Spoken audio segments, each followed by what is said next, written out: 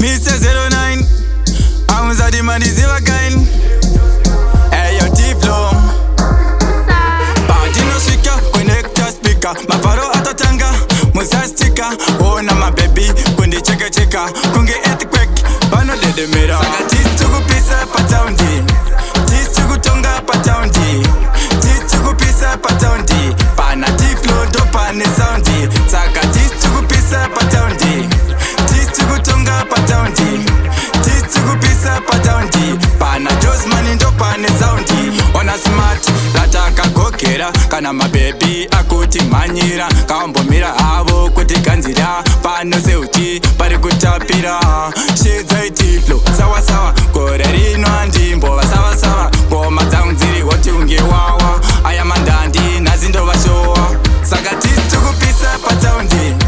Tistuku tonga Patown D Tistuku pisa Patown D Pana T-Flow ndo pane sound D Saka tistuku pisa Patown D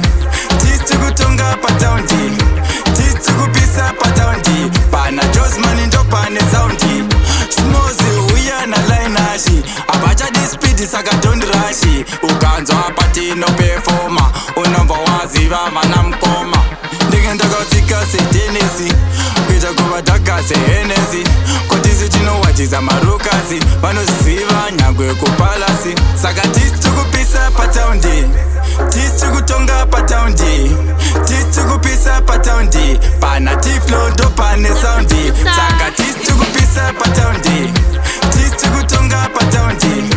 Tistuku pisa Patown D Pana Jozman ndo pane sound D Ona smart lataka gokera Kana mabebi akuti manyira Kaombomira avo kuti kanzira Pano seuti pari kutapira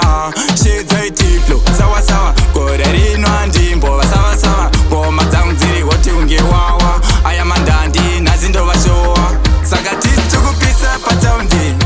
Tistuku tonga Patown D Tistuku pisa Patown D Pana T-Flow ndo pane sound D Saka tistuku pisa Patown D Tistuku tonga Patown D Tistuku pisa Patown D Pana Jozman ndo pane sound D